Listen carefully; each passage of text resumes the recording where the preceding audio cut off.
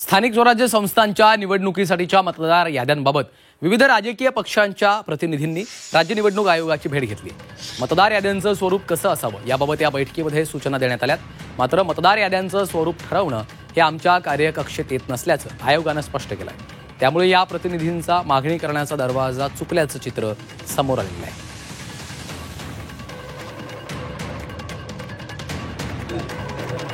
तर निवडणूक आयोगाकडनं शिष्टमंडळातल्या या नेत्यांना काय उत्तर देण्यात आलेलं आहे पाहूयात।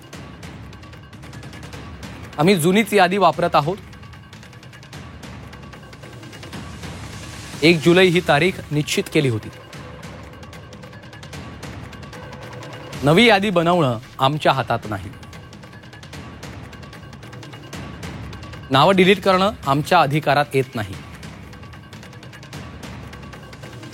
मतदार यादीमधील बदलाचा विषय कार्यकक्षेत नाही।